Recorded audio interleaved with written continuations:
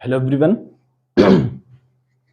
Start करते हैं आज की क्लास। और आज की क्लास बहुत ही इम्पोर्टेंट होने वाली है क्योंकि हम जो हमारा दूसरा टॉपिक है वो हम उसको स्टार्ट करेंगे। और हमें लगता है कि आपको ये पूरा टॉपिक जरूर देखना चाहिए क्योंकि यही जो इंट्रोडक्शन वाला पार्ट है ना, ये इस एक्सरसाइज का 1.2 जो एक्सरसाइज है उसका ये इंट्रोडक्शन वाला पार्ट है। इस वाले पार्ट में हम समझेंगे कि हमें कैसे एक्सरसाइज के क्वेश्चंस सॉल्व करने हैं और देखेंगे कुछ एग्जांपल्स। इसलिए एंड तक मतलब वीडियो पूरा देखें, समझें क्या कॉन्सेप्ट है। अगर आज कॉन्सेप्ट क्लियर नहीं हुआ आपका तो मे बी आपको एक्सरसाइज करने में काफी सारी प्रॉब्लम्स आए। तो इससे अच्छा है कि वो प्रॉब्लम्स ना आए, इससे अच्छा है कि हम ये वाला जो इंट्रोडक्शन वाला पार्ट है इसको बहुत अच्छे से समझ लें ताकि हम इजिली जो हमारी एक्सरसाइज है उसको हम इजिली उसको कर सकें, उसमें हमें कोई टेंशन ना हो। तो समझते हैं इस एक्सरसाइज में एक जो हमारी मोस्ट इंपॉर्टेंट थ्योरम है, the fundamental theorem of arithmetic. ठीक है, बहुत सिंपल थ्योरम है। इसके स्टेटमेंट पे मत जाइए। क्यों? क्योंकि स्टेटमेंट इसका आपको पढ़ने में थोड़ा सा टफ लग सकता है, बट जो इसका जो इंप्लीमेशन है ना, इंप्लीमेंट जो होता है वो बहुत सिंपल होता है बिल्कुल। मतलब आपको लगेगा कि अरे ये चीजें तो हम बचपन में पढ़ चुके हैं, और ये फैक्ट है, ये रियल है। आप लोगों ने ये चीजें, सारी चीजें जो ये वाला टॉपिक पढ़ने जा रहे हो, ये बचपन में आपने पढ़ चुके हैं। बचपन में आपने सबने पढ़ करके रखा है, लेकिन आपने उसका नाम नहीं सुना होगा। ठीक है, जब हम करवाएंगे तो लास्ट में आप यही कह रहे कि नहीं, हाँ ये तो बचपन वाला टॉपिक है, कक्षा 4-5 में सिखाया जाता है। तो चलो देखते हैं स्टेटमेंट क्या है इस थ्योरम का। इस थ्योरम का स्टेटमेंट ये है कि every composite number can be factorised. मतलब अब तो पहला वर्ड यही आ गया, कंपोजिट नंबर। ठीक, can be factorised as a product of prime. अब लो दूसरा वर्ड आ गया। पहला हमें कंपोजिट नंबर ही नहीं पता कि कंपोजिट नंबर क्या है, फिर दूसरा क्या है, प्राइम क्या है, प्राइम नंबर भी नहीं पता। ठीक है, and it's factorization is unique. ठीक, apart from the order in which the prime factor occur, prime factors occur. तो पहले इसका मतलब समझ लो। कह रहा है जो भी हमारे जो एवरी कंपोजिट नंबर हैं, जितने भी कंपोजिट नंबर हैं, कैन बी फैक्टराइज्ड, उनको हम फैक्टराइज्ड मतलब गुणनखंड कर सकते हैं, उनके फैक्टर कर सकते हैं। हिंदी में क्या कहेंगे, गुणनखंड कर सकते हैं। जितने भी हमारे कंपोजिट नंबर है उन सभी का हम क्या कर सकते हैं, गुणनखंड कर सकते हैं एज अ प्रोडक्ट। और वैसे गुणनखंड क्या होते हैं, प्रोडक्ट के रूप में तो लिखे जाते हैं ऑफ प्राइम्स, प्राइम नंबर के प्रोडक्ट के रूप में उनको हम क्या रख सकते हैं, उनके मतलब जो भी प्राइम नंबर होंगे उन प्राइम नंबर के गुणनफल के रूप में देख सकते हैं। एंड दिस फैक्टराइजेशन, और ये जो हमने फैक्टर किया ना, जो गुणनखंड किया है, इज यूनिक, वो यूनिक होगा। मतलब चाहे हम वो गुणनखंड करें, चाहे आप गुणनखंड करो, और चाहे कोई भी गुणनखंड करे, वो जो गुणनखंड आएंगे, वो जो फैक्टराइजेशन होगा वो सबका सेम आएगा, किसी का डिफरेंट नहीं होगा। Apart from order in which the prime factor occur. तो इसका मतलब क्या है कि जो प्राइम फैक्टर का, जो प्राइम फैक्टर का ऑर्डर है, वो बस अगर एक सीक्वेंस से रहे, असेंडिंग ऑर्डर में रहे, तो सभी का जो फैक्टराइजेशन होगा वो यूनिक होगा। तो हमें यहां पर देखो कुछ वर्ड्स, डिफिकल्ट वर्ड्स लगे। ठीक है, तो उनको पहले समझ लेते हैं कि कंपोजिट नंबर क्या है, प्राइम नंबर क्या है। तो सबसे पहले हम समझेंगे कंपोजिट नंबर। ठीक है, COM, कंपोजिट नंबर। ठीक, उसके बाद समझेंगे प्राइम नंबर।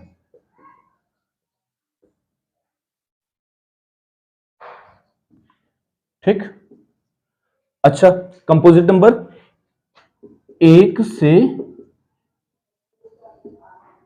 बड़े नंबर, एक से बड़े नंबर। अब आगे बताते हैं क्या, कैसे एक से बड़े नंबर, जो प्राइम ना हो, क्या ना हो, प्राइम ना हो। ठीक, अच्छा प्राइम नंबर क्या है, प्राइम नंबर एक से बड़े नंबर, एक से बड़े नंबर, एक से बड़े कैसे नंबर, एक से बड़े नंबर जिनमें एक और स्वयं के अलावा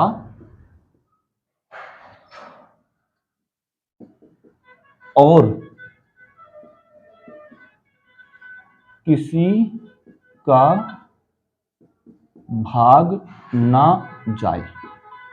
ध्यान से समझ लो, एक से बड़े नंबर, प्राइम नंबर बता रहे हैं, एक से बड़े नंबर जिनमें एक और स्वयं के अलावा और किसी का भाग ना जाए। ठीक है, मतलब ऐसे नंबर जिनमें एक का भाग चला जाए और वो जो नंबर है उसका भाग चला जाए, उसके अलावा जो भी नंबर हैं उनका किसी का भाग ना जाए, तो ऐसे नंबर हो जाएंगे आपके प्राइम नंबर। तो एक से बड़े नंबर जो प्राइम ना हो, जो प्राइम ना हो तो वो क्या हो जाएंगे, आपके कंपोजिट हो जाएंगे। और एक चीज याद रखना, एक सबसे छोटा प्राइम नंबर नहीं है, एक से बड़े होंगे, तो सबसे छोटा जो प्राइम होता है, सबसे छोटा प्राइम नंबर वो क्या है, 2 है। क्या है, 2 है। तो अच्छा अब बताते देखो, इसका मतलब ये भी समझ लो, प्राइम नंबर क्या है, ऐसे नंबर जिनमें जो जिनमें एक का भाग चला जाए और स्वयं का भाग चला जाए। और एक चीज, वो अगर एक का भाग चला जाएगा और स्वयं का भाग चला जाएगा तो एक चीज यहां से ये भी निकलती है कि वो किसी और के पहाड़ में भी नहीं आएंगे। जो टेबल होता है ना, जो 2 का टेबल है, 3 का टेबल है, 4 का टेबल है, 5 का टेबल है, तो उनमें भी वो नहीं आएंगे। ठीक है, तो देखते हैं प्राइम नंबर। तो प्राइम अगर देखने हैं तो देखो, सबसे पहले प्राइम नंबर 2। ठीक है, 2 में एक के अलावा और किसी का भाग नहीं जाएगा, 2 में 2 का भाग चला जाएगा, मतलब 2 खुद 2 से डिविजिबल हो जाएगा और 1 से डिविजिबल हो जाएगा, डिविजिबल है, 1 से डिविजिबल है और 2 से खुद से डिविजिबल है। लेकिन ये जो 2 है ये और किसी नंबर से डिविजिबल नहीं है। आप सोचो 3 का भाग चला जाए 4 5 6 नहीं जाएगा। ठीक, तो 2 के बाद फिर अगला नंबर देखो 3, इसमें 2 में किसका भाग चला जाएगा, 3 में 1 का जाएगा और 3 का जाएगा, और किसी नंबर का नहीं जाएगा, पूरा पूरा डिविजिबल वो नहीं होगा। सेम ऐसे 2 3 फिर 5, 5 के बाद देखो क्या हुआ, 7, 7 के बाद 11, 7 के बाद देखो 9, ध्यान से देखो 9, 9 में 3 का भाग चला जाएगा, 3 3 9, 3 के टेबल में भी जाता है 9, तो इस मींस 9 नहीं होगा, यहां पर क्या आएगा 11। 11 के बाद जैसे 12 देखो, तो 12 में 2 का भाग चला जाएगा, 3 का भाग चला जाएगा, 6 का भी चला जाएगा, तो इसलिए 12 नहीं होगा। यहां पर कितना होगा, 13, 17, 19, 21, 21 में 3 का भाग चला जाएगा, 7 का भाग चला जाएगा। ठीक है, और 23, खूब सारे आप नंबर लिख सकते हो। तो ठीक है, तो ये हो गए प्राइम नंबर और ये हो गए आपके। ठीक है, तो अब ये तो प्राइम हो गए, अब कंपोजिट क्या होंगे, जो प्राइम ना हो वो कंपोजिट है और एक से बड़े। ठीक है, तो पहला कंपोजिट नंबर क्या हो जाएगा, 4, 6, 8, 9, 10, 12, 14, 15, 16, 18, तो ये सारे नंबर जो हो जाएंगे क्या हो जाएंगे, वो हो जाएंगे आपके कंपोजिट नंबर। ठीक है, तो आप पहले इतना नोट कर लीजिए, फिर इसके बाद हम देखते हैं नेक्स्ट, आगे समझते हैं कि every composite number can be factorised. जो ये कंपोजिट नंबर आ गए, अब तो आपको कंपोजिट नंबर समझ में आ गया ना कि कंपोजिट नंबर क्या होंगे। कंपोजिट नंबर ऐसे नंबर होंगे जिनमें किसका, जो प्राइम ना हो, मतलब जो प्राइम ना हो, और प्राइम हमने बता दिया कि ऐसे नंबर जिनमें एक का भाग चला जाए और उनका स्वयं का भाग चला जाए, और इसके अलावा और वो किसी नंबर और किसी संख्या से उनमें भाग ना जाए, या और किसी नंबर से वो डिविजिबल ना हो, तो वो हो जाएंगे आपके क्या, प्राइम नंबर। ठीक है, तो आप इतना नोट कर लीजिए, फिर इसके बाद आगे की जो थ्योरम का स्टेटमेंट है उसको देखते हैं। ओके,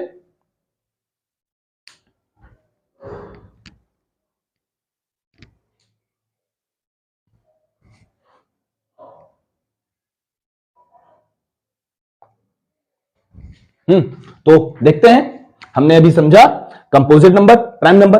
तो एक हम कोई कंपोजिट नंबर लेते हैं। ठीक है, मान लो हमने कंपोजिट नंबर ले लिया कितना,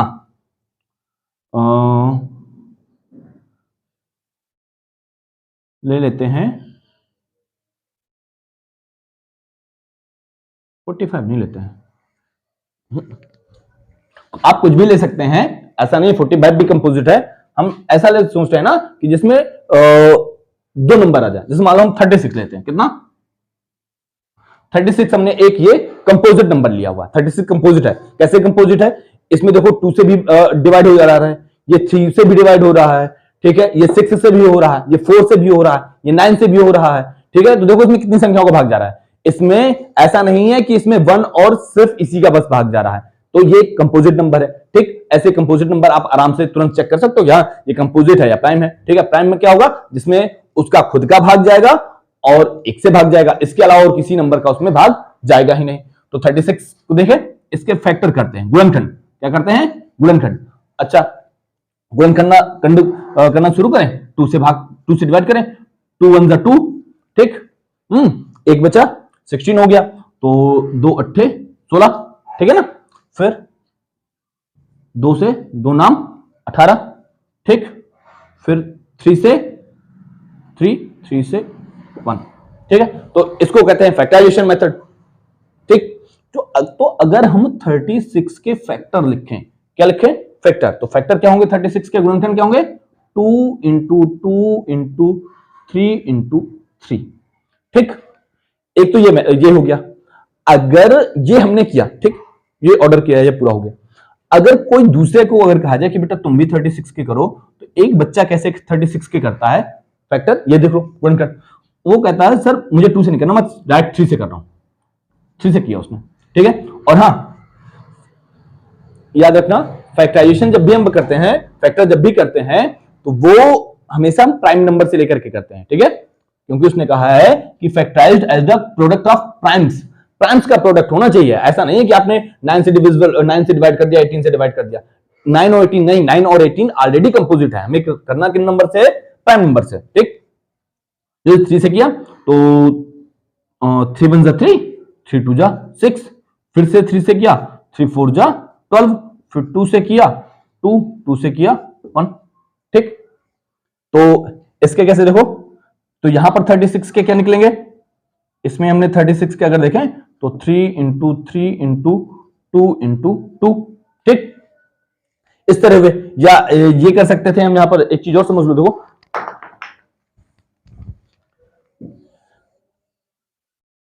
देखो ऐसे हमने 3 से किया, 3 1 3, 3 2 6, 2 से कर दो, 2 6 12, फिर 3 से कर दो, 3 2 6, फिर 2 से कर दो 1, ऐसे हो गया। तो अब देखो, अब 36 के देखो फैक्टर क्या होंगे, 3 इंटू 2 इंटू 3 इंटू 2, ये हो गया, ठीक है। लेकिन इसके बाद भी देखो, अगर हम फैक्टराइजेशन किए हैं तो जो मल्टीप्लिकेशन आया वो 36, यहां पर मल्टीप्लिकेशन 36, अब क्या है, हल्का डिफरेंट है, लेकिन उसने कहा है क्या है, स्टेटमेंट समझो, every composite number can be factorised as the product of primes. तो जो कंपोजिट नंबर है उसको, उसका जो फैक्टराइज्ड उसको किया सकता है, उसके जो गुणनखंड किए जा सकते हैं वो product of primes, prime number के प्रोडक्ट के रूप में किया जा सकता है उनको, ठीक है। And this factorisation is unique, और ये फैक्टराइजेशन क्या होगा, यूनिक होगा। कब यूनिक होगा, apart from order in which the prime factor occur, prime factor जो ऑकर करते हैं। तो प्राइम फैक्टर कैसे ऑकर करते हैं, पहले 2, फिर 3, फिर 5, जो ऑर्डर अभी बताया था ना, पहले आता है 2, फिर आता है 3, फिर आता है 5, फिर आता है 7, फिर आता है 11, ऐसे ये प्राइम फैक्टर का ऑर्डर है। अगर ये ऑर्डर ऑकर कर रहा है तब सभी का जो फैक्टराइजेशन होगा, वो सभी के द्वारा जो फैक्टराइजेशन किया जाएगा वो क्या होगा, यूनिक होगा। ओके, अंडरस्टूड, आया समझ में, ठीक है। तो चलो चलते हैं आगे, समझते हैं। तो हमें लगता है कि आपको अब ये समझ में आ गया होगा। हाँ, इसको अगर जो प्राइम फैक्टर ऑकर करता है वैसे कर लें तो 2 इंटू 2 इंटू 3 इंटू 3 ऐसे हो जाएगा, ठीक है। तो 36 के भी फैक्टर जो आए, फैक्टराइजेशन जो फैक्टराइज्ड हुए, उनका जो प्रोडक्ट आया प्राइम नंबर का वो ये आया, इसमें भी ये आया। आप चाहे जैसे करें, हर किसी का जो फैक्टराइजेशन होगा वो क्या होगा, यूनिक होगा, ठीक है। और कब यूनिक होगा, अगर ऑर्डर क्या हो, एक जैसा हो, जो प्राइम फैक्टर का प्राइम फैक्टर्स का जो ऑर्डर है वो अगर देखा जाए, वो अगर चेक किया जाए और सबको एक ऑर्डर में लिखा जाए तो सभी का जो फैक्टराइजेशन होगा वो क्या हो जाएगा, यूनिक हो जाएगा। यूनिक मतलब सबका एक जैसा आएगा, किसी का अलग अलग नहीं होगा। ठीक है, चलो नोट करो ये वाला। इसके बाद करते हैं एग्जांपल नंबर, इस एक्सरसाइज का एग्जांपल करते हैं, एग्जांपल नंबर फर्स्ट। ठीक है, नोट करो।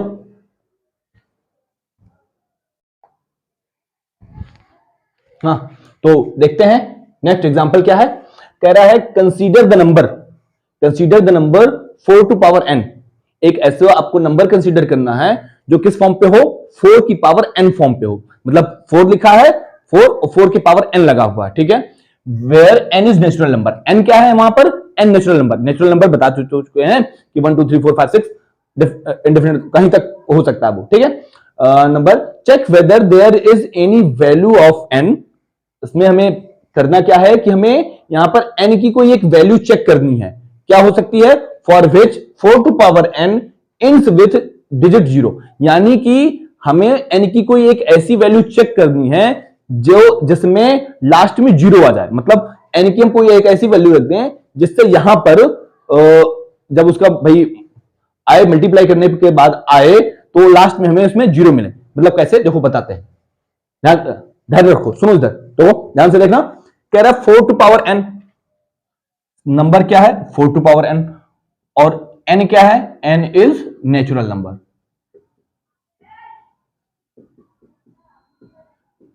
n is natural number. तो स्टार्ट कैसे करेंगे, क्या 4 to power n, 4 to power 2, 4 to power 3, 4 to power 4।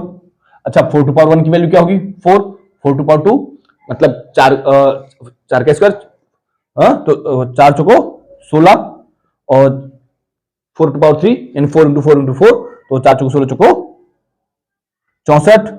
4 to power 4 तो 64 गुणे 4 और कर लो तो 4 चौक 16, 1 4 6 24 1 25 तो 56। इसी तरह करते चले जाओ, ऐसे करते चले जाओ पागलों की भांति, देखो कि कहीं कोई 0 आ जाए। अच्छा, एक चीज समझो, तुमको बताते हैं एक ये कि जो उसने कहा है इंस विथ डिजिट 0 का मतलब ये है कि उसमें लास्ट में 0 आना चाहिए। इसमें कहीं लास्ट में 0 आता समझ में आ रहा है? तो पहले समझो एक कॉन्सेप्ट, क्या कि लास्ट में 0 कब आता है। क्या लास्ट में 0 कब आता है, कि अगर आपको चाहिए है कि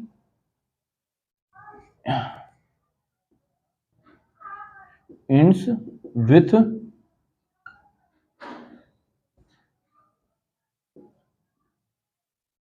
जीरो डिजिट,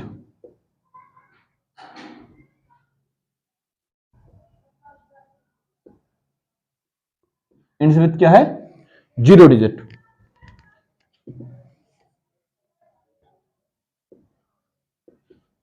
इंस विथ 0 डिजिट, ठीक।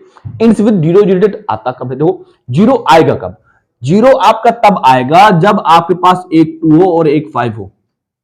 इसके अलावा दुनिया में कोई ऐसा नंबर पॉसिबल नहीं है 2 और 5 के अलावा जो 0 बना दे। ठीक है भाई, अगर आपको है 10 तो 10 किससे मिलके बना, 2 और 5 से ही तो मिलके बना है।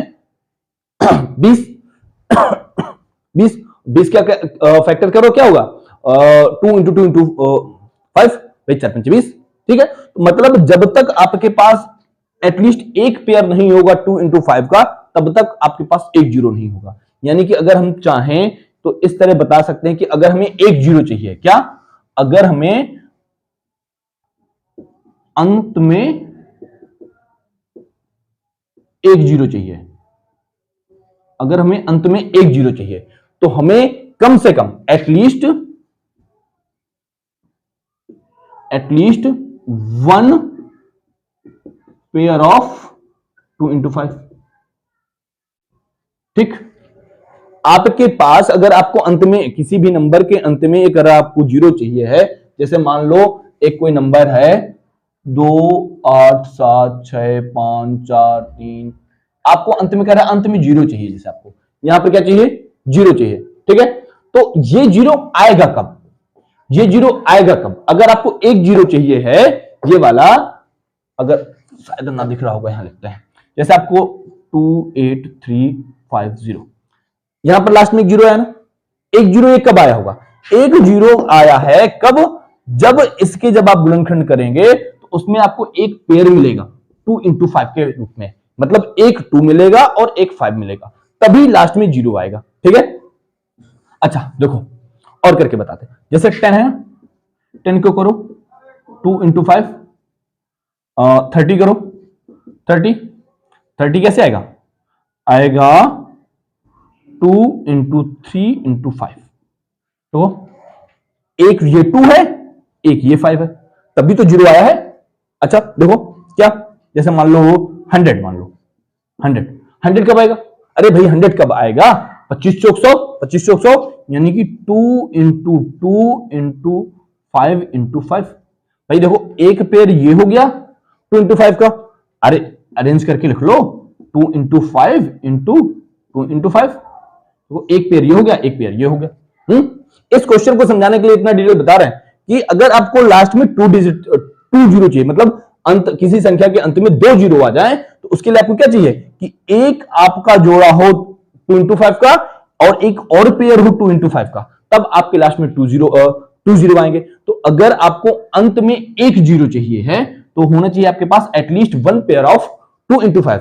ठीक है, और अगर आपको अंत में 2 जीरो चाहिए, अंत में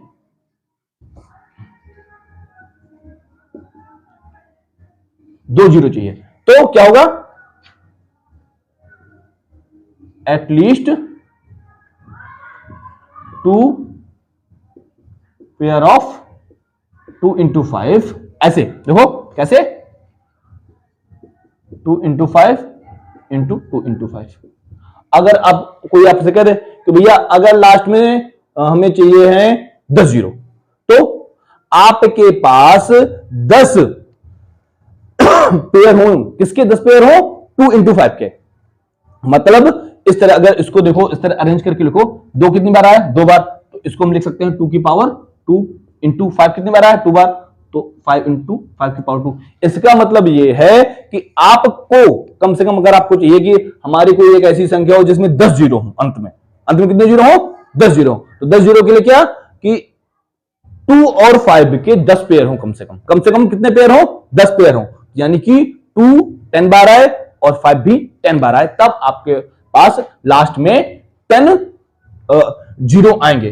तो अच्छा, तो अब यहां से देखो इसको समझो पहले इतना नोट करो, इतना नोट करो फिर बताते देखो।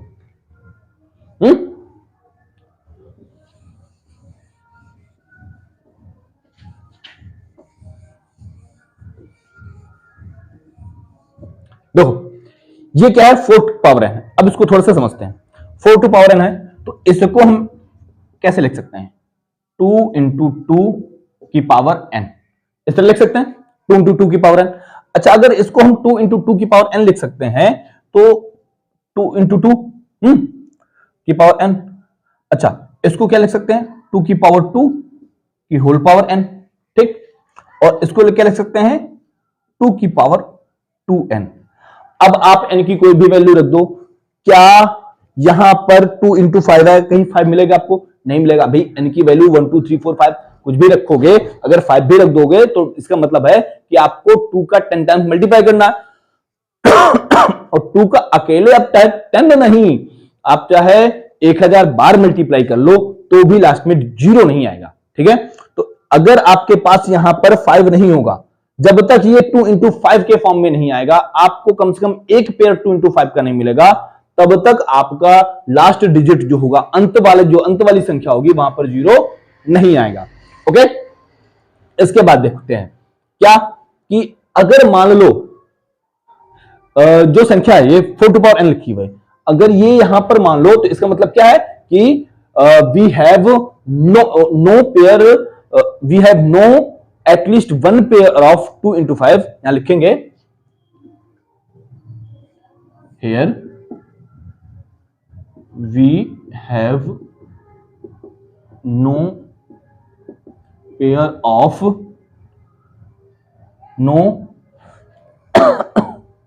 pair of 2 × 5, so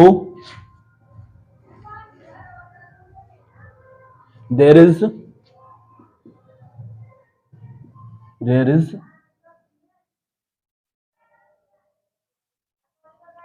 so there is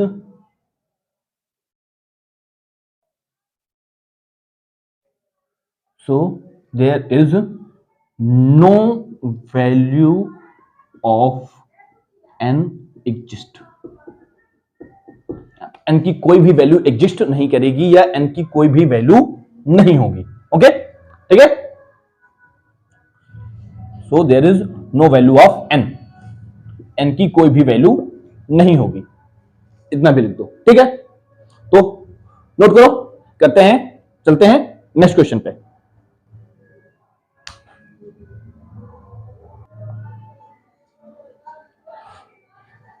देखें क्वेश्चन नेक्स्ट, इसका सॉल्यूशन देखते हैं.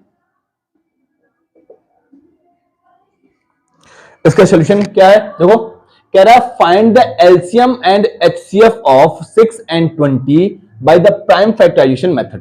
ठीक, हमें प्राइम फैक्टराइजेशन मेथड से इसका क्या फाइंड करना है? एलसीएम और एचसीएफ फाइंड करना. बिल्कुल क्लास 4 और 5 का क्वेश्चन है. देखो किससे करना है? Prime factorisation method. मतलब अरे प्राइम फैक्टराइजेशन, अभाज्य गुणनखंड बोलते हैं हिंदी में. क्या बोलते हैं? अभाज्य गुणनखंड विधि. जो गुणनखंड करते हैं ना, देखो कैसे, कितना 6 है तो 6 के पहले फैक्टराइजेशन कर लो, फैक्टर कर लो, गुणनखंड करो. 2 से किया 2 3 6, 3 से किया 1. ओके, इसके बाद 20 देखो, 22 से किया 2 कम 2 0, फिर 2 से किया 2 पंचे 10, 5 से किया 1. ठीक, यानी कि अगर 6 के फैक्टर करें तो 2 into 3 और 20 के फैक्टर करें 2 into 2 into 5. ठीक है, तो अगर हम बात करें एचसीएफ की, किसकी? HCF of 6 and 20. 6 और 20 के एचसीएफ की बात करें. एचसीएफ क्या होता है? एचसीएफ होता है हाईएस्ट कॉमन फैक्टर.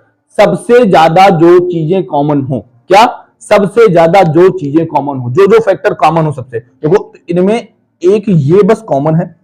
देखो ऊपर वाले में भी 2 है, नीचे वाले में भी 2, यानी कि दोनों से एक ही ये 2 कॉमन है ना. इधर 3 तो है बट इधर 3 नहीं है. इसमें इधर 5 है बट इधर कोई 5 नहीं है. तो इसका मतलब जो कॉमन है वही आ जाएगा. तो ये एचसीएफ जो हो जाएगा कितना? 2. ठीक, ये हो गया. अगर आ कोई होता तो मल्टीप्लाई करके लिख देते. ठीक, उसको. तो एचसीएफ तो ये हो गया. अब एलसीएम कैसे करते हैं? एलसीएम देख लो. एलसीएम में क्या है? एलसीएम में जो कॉमन है उसको एक बार कंसीडर करते हैं और बाकी सारी चीजों अगर जिनका कॉमन नहीं है उनको सबको लिख देते हैं किसमें? मल्टीप्लाई में. ठीक है, तो अगर हम एलसीएम इसका लिखें यहां पे लिख देते हैं एलसीएम. भाई ये 2 तो कॉमन है दोनों में है, ये 2 एक बार आ गया. ठीक, ये 2 यहां पर है, इसमें नहीं है तो ये वाला एक बार आ जाएगा. ठीक, ये 3 है यहां पे, इसमें नहीं है तो एक बार 3 आ जाएगा. 5 इसमें है उसमें नहीं है तो एक बार 5 आ जाएगा. ठीक है, तो 2 दूनी 4, 4 दूना 4 6 12, 12 पंचे 7. तो एलसीएम ऑफ 6 and 20, तो एलसीएम क्या हो गया? 60 और एचसीएफ कितना हो गया?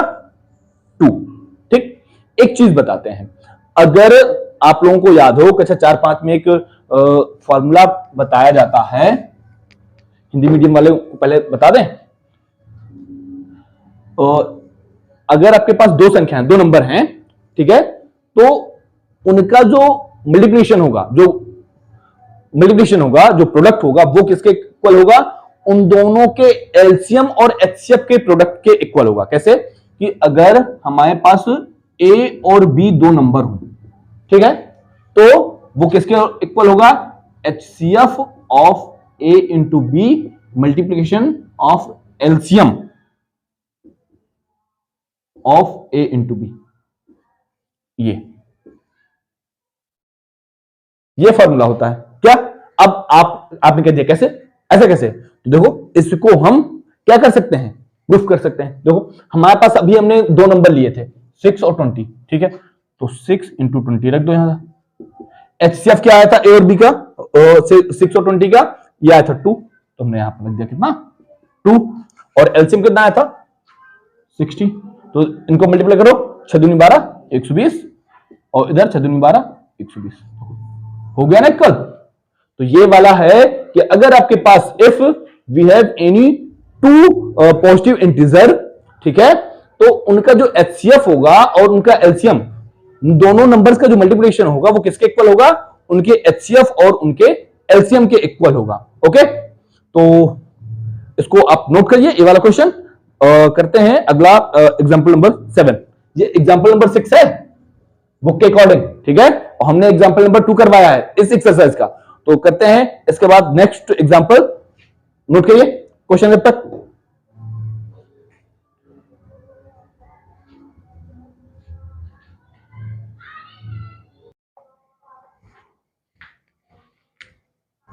हाँ, देखते हैं नेक्स्ट क्वेश्चन कह रहा है find the HCF of 96 and 404 by the prime factorisation method, hence find their LCM. क्या क्या करना है, पहले हमें एचसीएफ फाइंड करना है 96 और 404 का by the prime factorisation method. अरे भाई अभाज्य गुणनखंड वाली विधि, हिंदी वालों को ये कह रहे हैं अभाज्य गुणनखंड विधि से पहले आपको एचसीएफ फाइंड करना है, मतलब एचसीएफ तो जानती होगे, ठीक, और इसके बाद आपको एलसीएम फाइंड करना है। तो पहले आओ चलो करते हैं 96 और 404 का फाइंड करते हैं एचसीएफ फैक्टर करके, पहले गुणनखंड करके। तो पहले 96 कर लें, 96, अच्छा 2 से करें, और 2 चौको 8, 1 2 अट्ठे 16, 2 से 2 दूनी 4, 2 चौको 8, 2 से 12, 2 से तो छक्का 12, 2 से 3, 3 से 1 ये तो हो गया 96 का। अब 404 का, 404 का देखो लास्ट में 2 है, 2 से हो जाएगा, 2 से 202, फिर 2 से 101। अब 101 जो है एक ऐसा नंबर है जो प्राइम नंबर है, इस ये स्वयं से डिवाइड होगा या तो 1 से डिवाइड होगा, तो 101 ये आ गया था, ठीक। तो जो 96 आया, 96 के जो फैक्टर होंगे वो क्या होंगे, देखो देखो 1 2 1 2 3 4 5 3 4 5 into 3, ठीक। और 404 के प्राइमरी स्कूल वाला मेथड बता रहे हैं, प्राइमरी स्कूल में इस तरह बताया जाता है 2 into 2 into 101। अब ले लो एचसीएफ, एचसीएफ लिया, एक पेयर ये बना, एक पेयर ये बना, 2 into 2, एचसीएफ कितना आ जाएगा 4, ठीक है। एचसीएफ कितना आएगा 4। इसको इस तरह भी कर सकते हैं भाई, अब तुम लोग 10th में हो तो तुम लोगों के लिए थोड़ा ना, तुम लोगों के लिए होगा कि ये 2 की पावर था ना, कितने 1 2 3 4 5, 5 बार था 2, इसको लिखेंगे 2 की पावर 5 into 3। ये कितने था 2 की पावर 2 into 101। अच्छा, इसमें 2 की पावर 2 यानी कि इधर 2 है इधर 5 है, तो दोनों से क्या कॉमन आएगा, 2 की पावर 2 कॉमन आ जाएगा, यानी कि 4 क्या होगा एचसीएफ हो जाएगा। क्या हो जाएगा 4 एचसीएफ ऑफ 96 एंड 404। तो कह रहा है ये हमारा हो गया प्राइम फैक्टराइजेशन मेथड से हमने एचसीएफ फाइंड कर लिया, और कह रहा है हेंस फाइंड देयर एलसीएम। तो वही वाला जो अभी पिछले क्वेश्चन में हमने आपको फॉर्मूला बताया था, कौन सा, ए बी वाला, ए इंटू बी बराबर HCF of A B into LCM of A B, into B नहीं ए बी।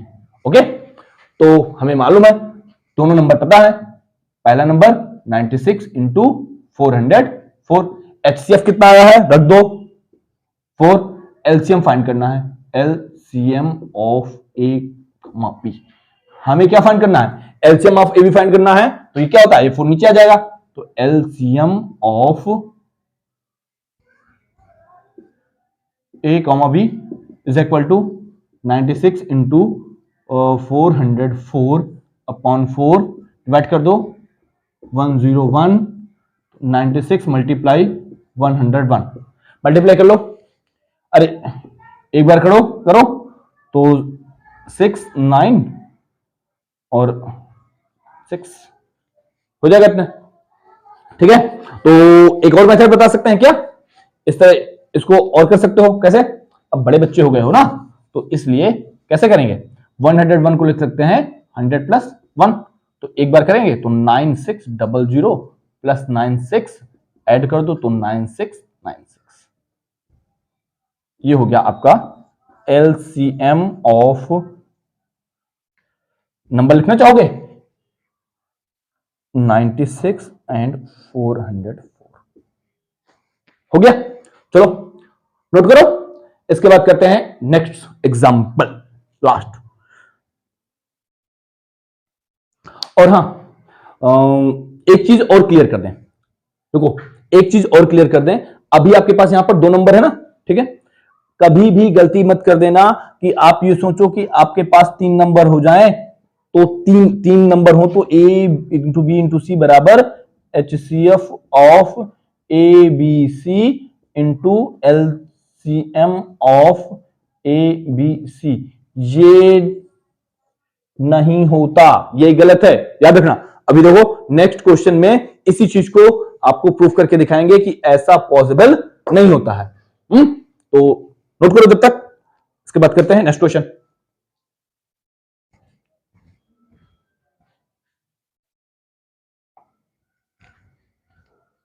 देखते हैं नेक्स्ट क्वेश्चन क्या है, कह रहा find the HCF and LCM of 6, 72 and 120 using the prime factorisation method.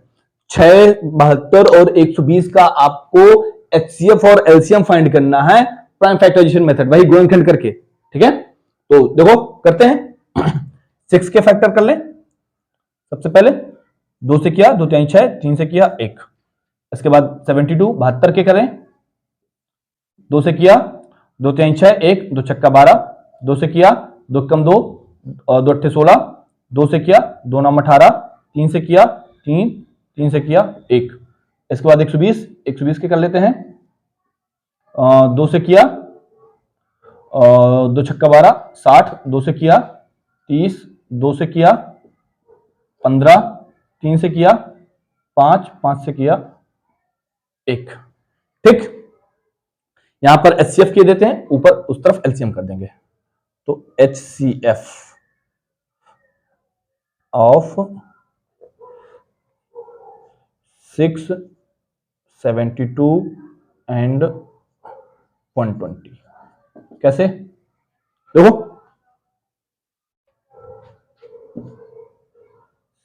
6 के फैक्टर क्या है, 2 इंटू 3, 72 के क्या है, 2 इंटू 2 इंटू 2 इंटू 3 इंटू 3, और 120 के 1 2 3, 2 into 2 into 2 into 3 into 5।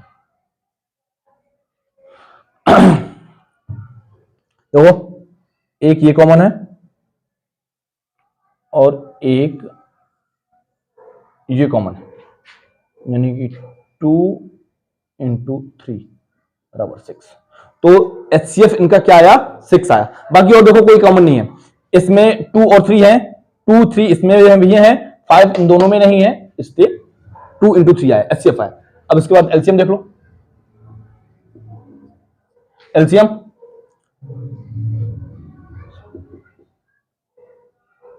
2 into 3 72 का 2 into 2 into 2 into 3 into 3 and 120 का 2 into 2 into 2, 2 into 2 into 2 into 3 into 5। देखो क्या बताया था, ये बताया था कि जो कॉमन होते हैं उनको एक ही बार लिखते हैं। अच्छा देखो ये दोनों में है तो एक बार 2 लिख दिया, ठीक है, ये 3 दोनों में है तो एक बार ये 3 लिख दिया, मतलब एक बार पूरा 2 हो गया, एक बार ये 3 हो गया। अब बच्चे क्या, देखो इसमें भी 2 बार आया, इसमें भी 2 बार आया, तो 2 को हम इस 2 को 2 बार लिख देंगे, ये 3 इसमें एक बार आया है अकेले है तो इसको एक बार लिख देंगे, और ये 5 को लिख देंगे, ठीक है। तो देखो 2 दूनी 4 दूनी 8, 8 5 40 और 40 और गुणे 9 और 4 9 36 360, ये हो गया आपका LCM। ठीक, अच्छा ये नोट करो। इसके बाद सेटिस्फाई करवाते हैं कि ABC अगर 3 नंबर हैं तो उनका गुणनखंड उनके HCF और LCM के इक्वल नहीं होगा। देखो कैसे, अगर हम 6 गुणे, देखो कंडीशन क्या बना रहे थे हम कि अगर ABC 3 नंबर है, इस तरह कि A into B into C बराबर हो जाए HCF of ABC into LCM of ABC। ठीक, तो ABC 6 into 72 into 120 is equal to HCF कितना है 6, LCM 360। देखो इक्वल करने के लिए देखो 6 से हमने 6 को कैंसिल कर लिया, ठीक है, और एक जीरो इसका, एक जीरो इसका, इसका काट दिया। 36 से कम 36, 36 दूनी 72, इधर हो गया 12 दूनी 24 और इधर बचा है 1, कभी इक्वल नहीं होगा। तो इसका मतलब जो ये वाला बन रहा था फॉर्मूला, ये वाला फॉर्मूला ये क्या गलत है। ओके, नोट कर लो, ये नहीं होगा, इसलिए इसको हम कर दे रहे हैं इरेज। अच्छा, इसके बाद ये एक्सरसाइज खत्म हो गई, और एक्सरसाइज नहीं खत्म हो गई है, इस एक्सरसाइज का इंट्रोडक्शन खत्म हो गया, इसके एग्जाम्पल खत्म हो गए। कल पढ़ेंगे नेक्स्ट वीडियो में इस एक्सरसाइज को कैसे, इसके एक्सरसाइज के क्वेश्चंस को कैसे करना है। आप लोगों को एक बार ये करना है कि आप जाइए एक्सरसाइज को ट्राई करिए कि आप उस एक्सरसाइज के कितने सारे क्वेश्चंस कर पा रहे हैं, ठीक है। और जो भी चीज ना समझ में आई हो कमेंट में एक बार जरूर बताएं कि हमें ये चीज नहीं समझ में आई है। May be try